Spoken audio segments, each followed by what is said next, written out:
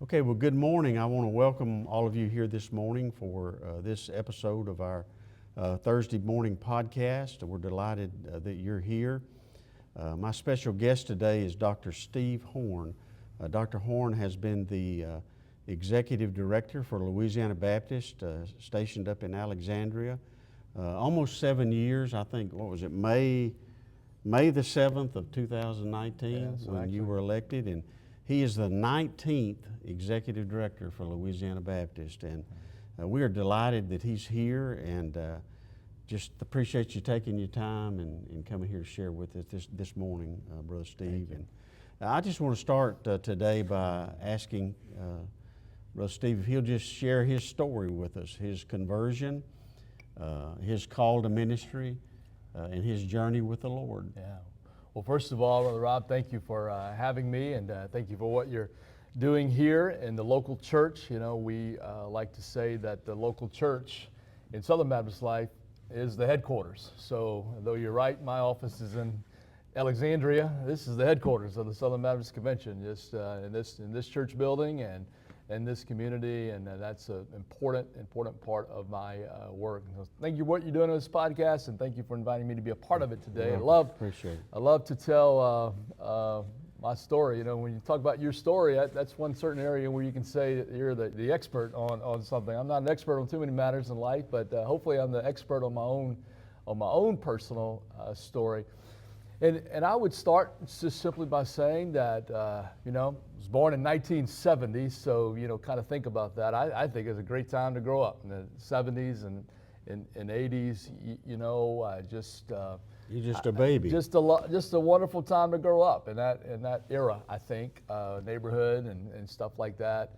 I was born into, I think, what would probably be identified as something of kind of an all-American family. You know, we were very middle class. Mom who did not work outside the home. Dad who worked very, very hard in the oil field. And you know, I actually kind of was naive to think that every family was kind of like our family, and certainly realized along the way that we weren't. But just a great childhood. Growing up in the church, we moved from a very rural Alla, Louisiana, up in LaSalle Parish, about an hour from here where we are, to Lafayette the summer before I started school, the summer before I started kindergarten. And so, you know, for me, that was not a big change because I didn't know any different because I hadn't been to school yet. But for my family, that was a rather significant move to move from rural North Louisiana to, you know, a bigger city in South Louisiana. That was a pretty significant move for my family. But we, you know, as was the custom for our family, the first thing we did was to join a local Southern Baptist church there in Lafayette, relatively small one, probably 50 people or so.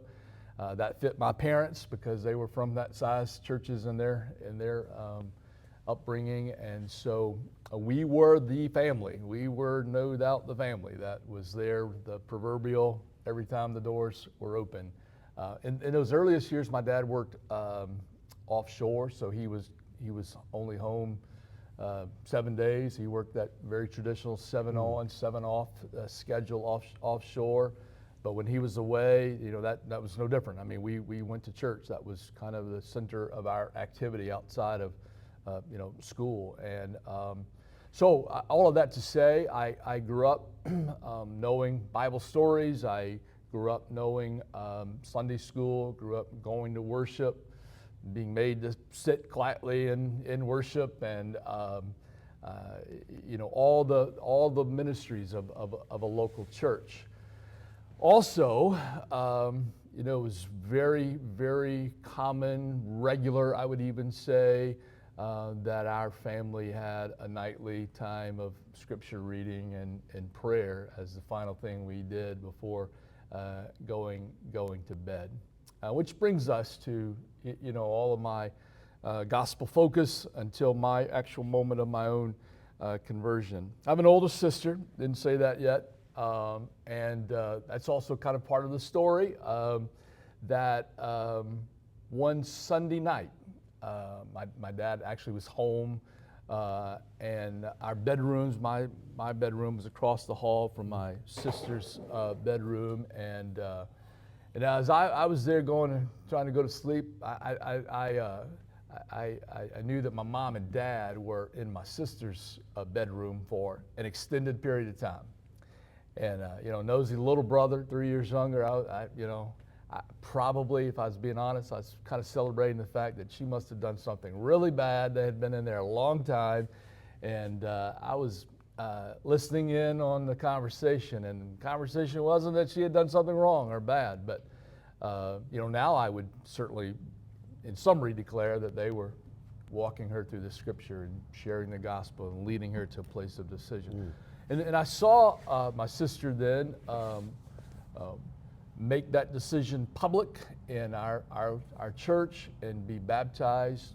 Well, that fast forwarded me to begin asking my own questions about gospel. And it was also on a Sunday night, as our family did our nightly thing of reading scripture and praying together, that I told my parents that I wanted to make the same decision that my sister had made. And my dad, I was a fourth grader at that moment, and they. You were about 9. So I was 9. 9. Yeah, I was 9 in fourth grade, and that we walked through the gospel again, and we prayed, and God. I would tell you that I don't remember much else about being 9 years old, but I remember that night with very vivid detail, and I think God allowed me to have that moment of crystal clear remembrance of even a green recliner chair was sitting in my dad's lap, and telling me that this was now on me, that they weren't gonna prompt me to make that decision known to the church, but that would be on me. And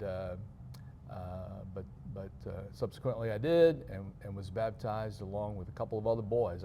It's also a very clear memory. Three boys, all within 2 years apart of one another, and we were baptized on the same Sunday morning. And so my life continued with discipleship and things like that.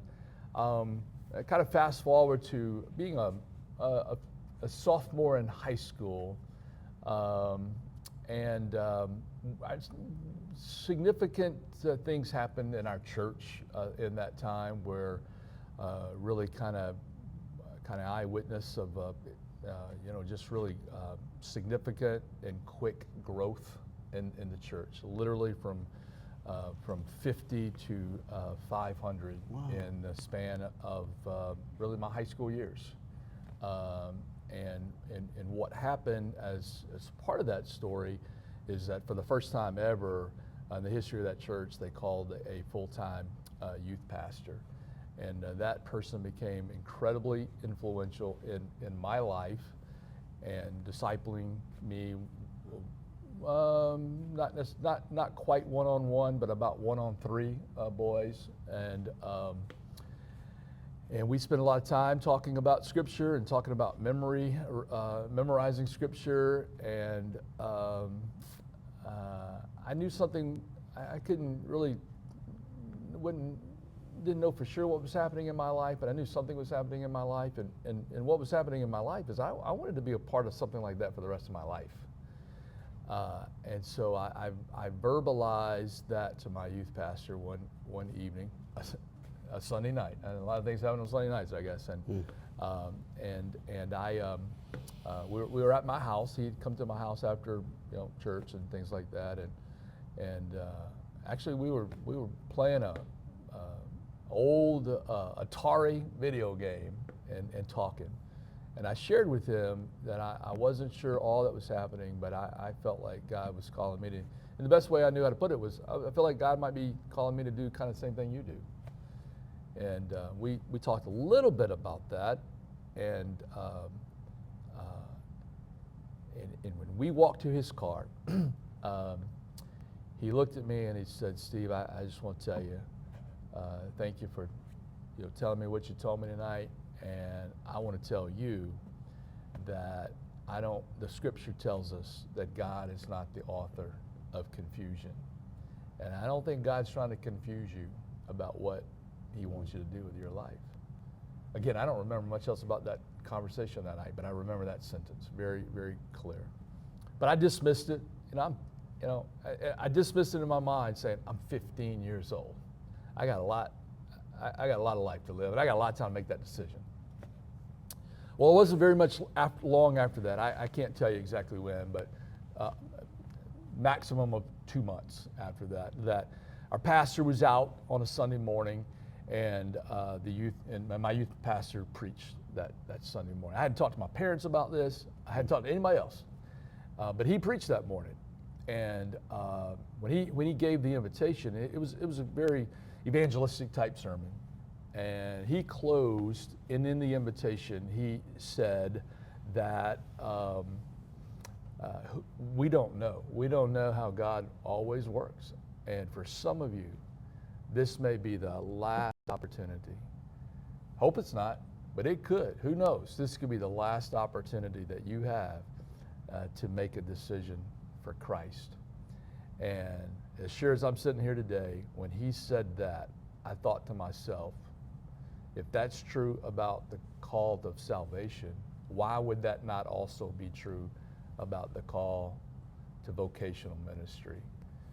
And without talking about parents, without talking to anybody else, I left where I was standing during the invitation. I went down and I told him that I wasn't going to wait anymore on the decision, and I wanted to make the declaration to the church right then that I believe that the Lord would call me to ministry. What did your folks think about that? I think they were shocked at first. I don't think they thought I was crazy. I think they were shocked. I think they saw it as kind of a spur of the moment decision, but they were excited and never tried to talk me out of it. It's interesting, Brother Steve. I heard a lot of people share about their call to ministry. Right. And the conviction is almost as strong as the call to salvation. It was for me. It was for me, and which is just gives confidence that it's the Lord, doing that. So I don't necessarily agree with this statement, but I think it's a bridge too far. But I have a friend of mine who told me one time that he felt more sure of his call to ministry than he did his salvation. It's very strong. But he bid it on the side of his Right. how strong the call was to ministry. Right. And this is part of that I can resonate with for Me too. sure. Me too. Well, do you see people today, young men? Do you see a lot of folks surrendering to the ministry? That's been kind of a criticism of the church today. I think that we don't do enough calling out the called. We have tried to really prompt that decision. We require all, like what we do at Louisiana Baptist Convention when we do a camp and we do our big event YEC, we appeal to whoever we enlist as the guest speaker for those events. We appeal to them that, here's a condition of you being our guest speaker. You've got to make that appeal in the invitation. And so that's a really small way that we feel like we can do something about it. As you know, we can't dictate to our churches anything, but that is a small way that we feel like we can be a part in an intentional effort to call out because I really think that's what it is. I don't think it's that God's not calling as many people. Right. I think it's that they're not hearing that call, and sometimes they're not just being called to answer that call. I understand. And but so it's a long way to answer your question, but here's what I think. I would have agreed with you 10 years ago, but in the last 10 years, I think there's been more of an intentionality to call out the called. And one of the things that gives me great hope is that I do see a lot of very impressive young I see in the state of Louisiana right now. I I don't want to name names, Yeah. but we have some outstanding young pastors. in That's the state of encouraging. I'm Louisiana, glad and to I'm hear very, that. very, very encouraged. Yeah. I won't say that we have enough of them, but the ones that we do have, I'm very encouraged by what God's doing in there. We have a good number of vacant We do. churches. We do, and that, a number gets thrown out a lot of times, and this is, I talk to my counterparts in other southern states, and we're probably right on average. I mean, all of us almost typically have a 15 to 20% vacancy of our churches, which seems overwhelming when you hear that number. However, that, as all numbers do, they have to be analyzed, and really our analysis would be that it doesn't change the problem, but I think it does change this conversation, that most of those churches that are vacant, the vast majority of them are bivocational, and so the issue when it's bivocational is that it restricts the search to a more regional effort. And so that becomes the issue. It's not as easy to call someone to ask them to leave their bivocational job to come be the pastor, and so their search becomes more. And so I feel like that inflates that number when the church has the ability to call someone and search more statewide and more regional wide, meaning even bordering states. Those churches don't tend to have as much of a difficulty finding a pastor. Well, let me ask you, my mind's going in a lot of Okay. directions here. You spent about 14 years pastoring at First Baptist Church in Lafayette. Yes, sir. 2 or 3 questions about Okay, that. okay. Number one, what was it like following Dr. Perry Sanders? yeah. I still remember him from seminary days in chapel with that big booming. Oh yeah. 14 years. Do you miss the pastorate? Oh yeah.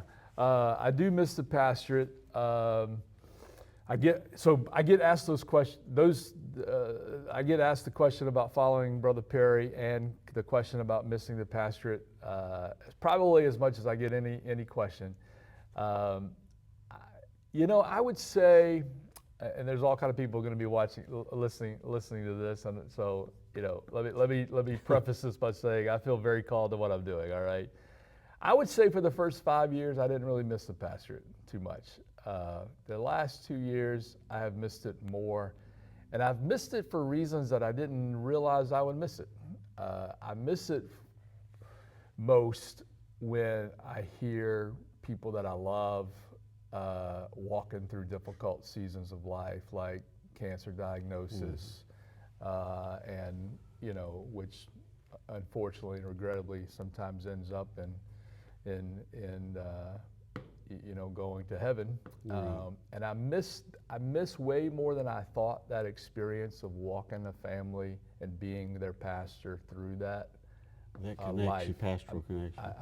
That's what I miss the most. I preach about 30, and on average, I've preached about 38 Sundays a year. So I don't, I'm getting to preach plenty. But I miss walking people through difficult experiences of life way more than I knew that I would. 14 years is a long time. Yeah, you got to see some people that you baptize, get married, Kids and grow up. have a baby, and stuff like that.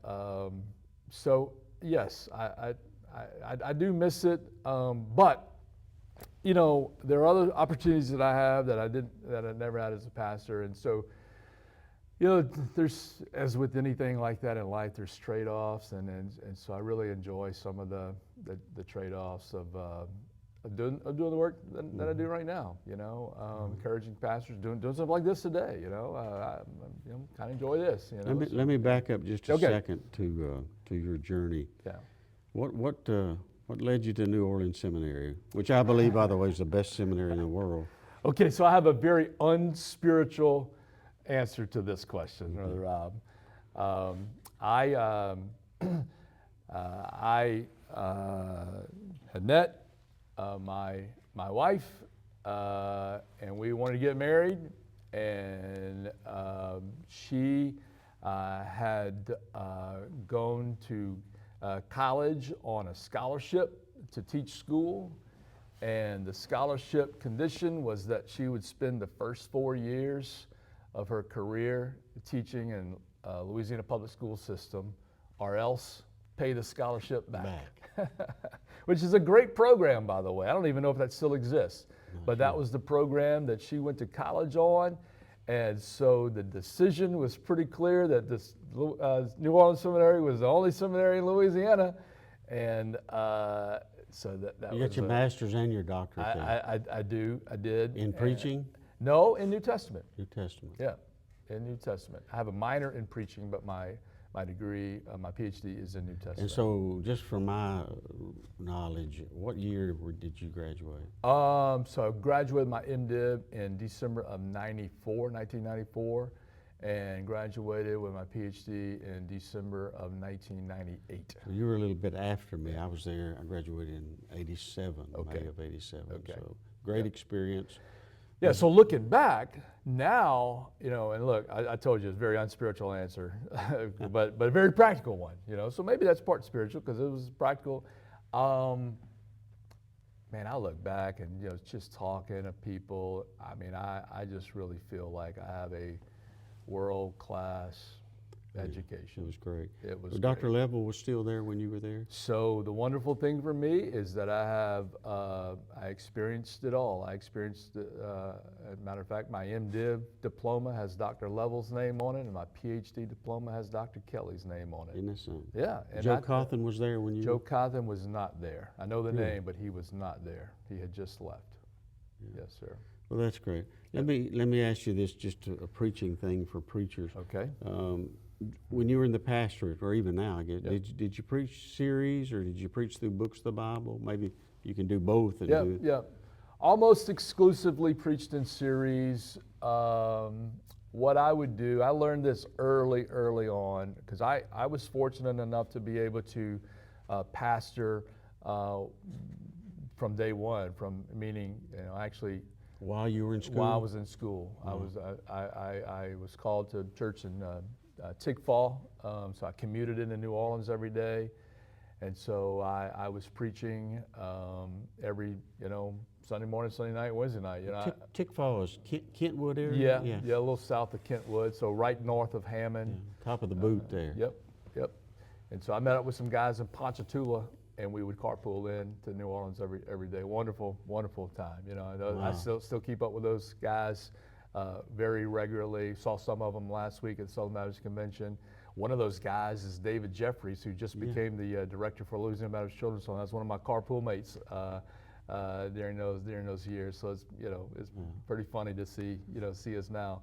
But anyway, back to the preaching in series. I learned pretty early on that, man, this business of waking up on Monday morning and not knowing what you were going to do, and going to school full time, driving, carpooling, man, in those earliest days, I'd get to the end of the week and I didn't know what I was preaching on, let alone the preparation process. And really, this is a pretty spiritual story. Young married, going to school full time. My wife's teaching full time. It's Saturday, and I'm spending the day working on my sermon, and I'm not really getting anywhere. And so it turns into Saturday night, and then I get a call that we got an emergency at the hospital. So, and I nothing else to do. Put that up, and I go to the hospital. Then I get back from the hospital, and it's later on Saturday night, and I just remember seeing my wife, and it's Saturday night. I don't have a sermon. Terrible feeling. And I just said to myself, this isn't going to work. This doesn't work. Nobody taught me how to do it. Didn't really grow up with the experience of seeing this modeled.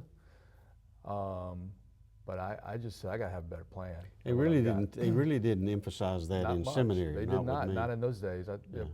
And so I just sort of just kind of on my own, just kind of figured figured it out. Like, I've got to have a plan.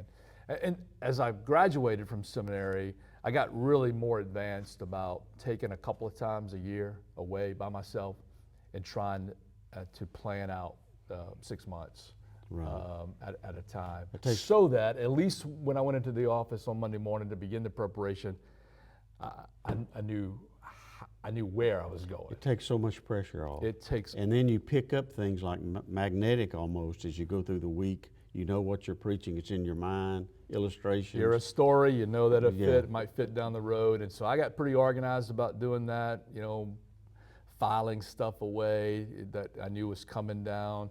Even the purchase of books, you could purchase better books knowing that, hey, next summer I'm going to be preaching in Romans or whatever. You still buying books? Not so much, and I feel bad about that. I tell you what, in my role, I get more than I can read sent to me by various people to review. Yes, but I'm not buying a lot of books. So I did not. Just to complete the answer, I heard from a mentor that, and not everybody's going to like this, but I'm just telling you my story. That's what we're supposed to be doing, right? My story. Right. I had a mentor tell me one time, if you get tired of the series, you can better know that your people are tired of it. That's a good point. And so he encouraged the fact of keeping things in not more than like maybe 8 to 10 week chunks. Compartmentalize it. And so even if I was going to do something like, let's take something like, let's take Romans, for example, all right? I hear these guys talking about, it took me 2 years to preach through Romans or whatever. What I tended to do was to take, because Romans would kind of break itself up into, chapters 1, 2, and 3, I think, and then kind of 4 and 5, and 6 maybe, and then it's kind of 7, 8. And so I would kind of, do that, and then take a break, and then come back to it. I'm glad you said that because I used to kind of feel guilty about that. I have a friend, it's it's not bad, but it has to be preaching book by book, verse by verse. And I told him, I said, man, I get wore out. I get bored myself. Right. And I'm going to say something about Brother Chad King at First Baptist Anacoco. But he told me when he was on the program, I asked him what he's preaching. He said, I'm preaching through the book of Leviticus. Oh, mercy. I said, my goodness. Okay. And he said it was challenging at times, but. And I would do a lot of that. Like, I don't know that I ever did Leviticus, but I would do things like that on Wednesday nights or Sunday nights. I would be more likely to do something more extended like that on a Wednesday night. Because I didn't know any better. I just there wasn't probably a whole lot of difference in the way that I preached on Sunday night and then when I did on Wednesday night. So did you have Sunday night services? We did. Up until the time I left First Baptist Lafayette, we were still having Sunday night services. Yes, sir. Well attended? Probably, I would say this, well enough to where it made sense for us to continue to do it. Older folks? Mostly older, but we did intentionally do like children's choir on Sunday night, and so the younger crowd would come with the children's choir and stuff like that. That's a struggle. Yeah, a lot of pastors have. And one of the reasons that we kept doing it is because we didn't know when else in the week we would do those other things. And our church was a big music program church, and so we wanted to grow the next generation of choir members and things like that. And so the only way to do that was to do it on Sunday afternoon, and we felt like if we did not do Sunday night service, and for us, my wife, if she was here, she would say, I like Sunday night better than I like Sunday morning because it was more a relaxed. way for us to get to know people better and things like that. So I'm not criticizing people that don't do it. In fact, sometimes I think to myself, if I did, don't think I will, but if I did go back to being a pastor, I would do things different than I did as a pastor, just of what I've observed in different churches. And one of the things one of the things that we did visitation on Tuesday nights. Probably 40 to 45 out of 52 Tuesday nights. We did church, we did visitation. I probably would do something like that on Sunday night instead of Tuesday night. I think you'd find more people home Probably on Sunday would. night than Tuesday night, by the way. That's a good idea. Yep. Well, let me kind of wind down here with some things. I wanted to just share this with you about the phenomenal training that's available through our convention. Oh, thank you. I don't know if people are aware of that, but a lot of it funded through the Georgia Barnett State Missions offering. I went to some crisis support training up there, critical Okay. incident stress management. Okay. If I had gone away to do that, like in Houston, or Dallas, or a bigger, it would have cost me over $1,000. Outstanding, world-class training, and I got to go to that for free, and got a good lunch along with it. Okay. So I very much appreciate Yeah. everything you do in that regard, and you know, I hope people are aware of that. Last week they had the good training on the new demographic model thing Right. that they're doing. and- Insight, I think Yeah. you're calling that. I don't know all about it, but it Yep. was a good start, Good. and it's a very useful thing. So thank you very much. All right, well, that's for what we're here that, for. and I know you're good stewards of all that the people send up there. Let me say this just before we go. You know, Brother Steve, there are a lot of pastors out there. Oh, by the way, on the training, there's some great training coming up August 19th, a rural summit. Yep. Over in DeRidder, Yep. which is so applicable to churches my size and out in the country, so I'm looking forward to Good. that. But what I was going to say, just before we go, there are a lot of pastors, Brother Steve, in small places, out in the country, that will never be on a national platform, more than likely. Maybe get discouraged or think they're not making it. What would you say to them this morning? That's a great question and a great opportunity that we have. I would say that there is no mistake in God's plan that you are where you are. I can't give every explanation to why people go where they go. I mean, that's up to God, right? I mean, that's God's decision. But I do know this. I do know that the gospel is needed in every corner of Louisiana, urban, rural, and things are different in those contexts. But one thing is similar, and that is that everybody needs hope. Everybody needs the gospel.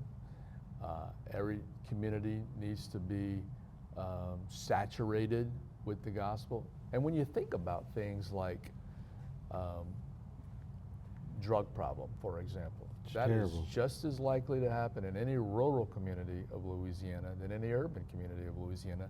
Maybe even at times, my observation is maybe even at times more so. It's terrible right in our area. And so that is just one obvious illustration of the need for the gospel and the need for the local church everywhere. I would also encourage those pastors by saying, again, I kind of started with this, and I mean, you're the headquarters of the Louisiana Baptist Convention and the Southern Baptist Convention. The local church there's nothing more important than what we do as a convention than what you do in your local setting.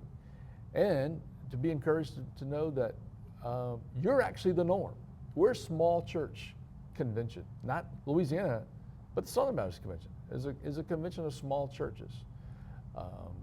I can't explain why, again, some people go to different churches, but the truth is, in the state of Louisiana, we have 1,533 churches, as I sometimes say, depending on what happened last night at business meeting, But we have about 1,533 churches that we count as who are affiliated with Louisiana Baptist. We have 82 churches of those 1,533. The last time I looked, we have 82 churches that have more than 200 in average attendance Rural. in their Sunday morning service. So only 82 out of 1,500 are running more than 200. So what does that tell you?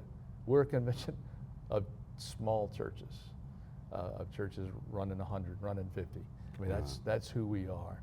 And so that pastor that might feel like nobody cares, listen, not only do not only is that not correct, I mean, the truth is, that's who we are.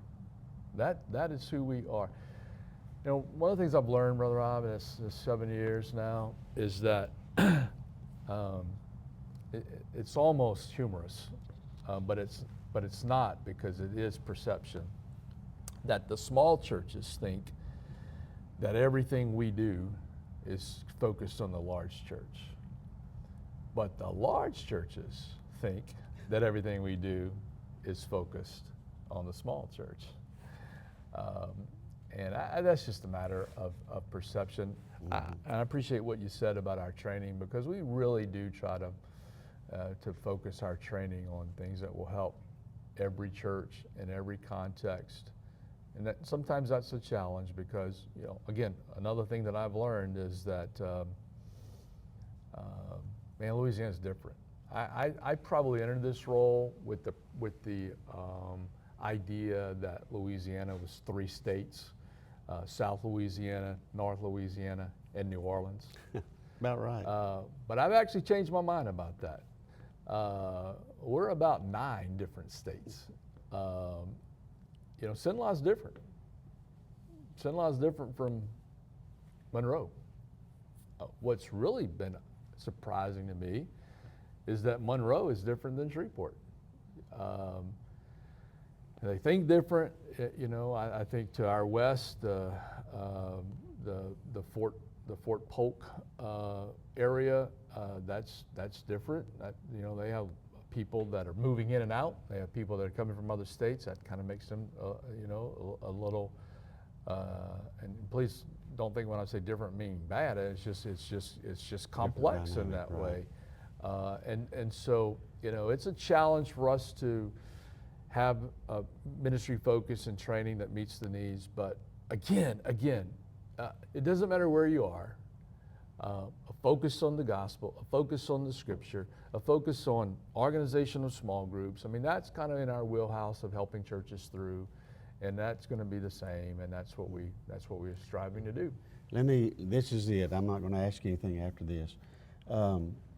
There's a new phenomenon in Louisiana, these artificial intelligence data centers. And I specifically, we have one about 10 miles, Jim, from here, about 10 miles up the road, just kind of getting off the ground up there. There's one in Northeast Louisiana. I'd like to connect with some churches up in to see what they're doing. Some of them are reaching out and got some ministries. I have contacted the people who are in charge and talked to them about that, ways we could, you know, reach out to them in some ways. So, are you hearing anything about what's going on with that? A little bit. You know, I've heard every angle, every side, and you know, we try as best as we can to stay out of the, you know, try to stay in our lane. All right, and so our lane is not the political lane of if it's a good idea or a bad idea. Our lane would be, okay, if this is happening, then how can we, you know, what can we do? So I've been up to the Northeast area and have seen what association and local churches and a couple of contractors, Christian contractors, have been doing out there. There's a particular place I've been to where, you know, this Christian contractor has bought some, you know, land to hold his equipment on, so he doesn't have to drive it in every day for the workday or whatever. And so he's allowing the association and local churches up there to provide some free meals for those workers, and then as they come to eat the meal, then they have volunteers who come to sit with them and attempt to share the gospel with them. I've been there to see that, and you know, just looking for every way. We have training on ESL, English as a second language, and so the current need that we're trying to develop is so those school systems up there are getting inundated with the family members of these workers, and a lot of them are Spanish first speakers, and so we have ESL training, which, you know, it's teaching them practical to learn English, but using, you know, Bible stories and stuff to teach that. And so We have a consultant that trains individual churches. So that's another arena that we could enter into, kind of the immediate. And I think the jury is still out. What's going to happen long term with these centers and the people that are going to stay. And again, our lane would just be kind of, okay, what can we do? Not entering into the politics of it, or if that's the right word, but just the reality of, okay, God sends us these people, right or wrong, that they're here. That God sends us these people, and we can do something. Right. Yeah. Well, I think the one in Northeast Louisiana is different from this one in terms of what they do. Right. But I do know that people from all over the world have come up there. Right. It's a mission field right there Right. at their doorstep. So Right. it's going to be some opportunities.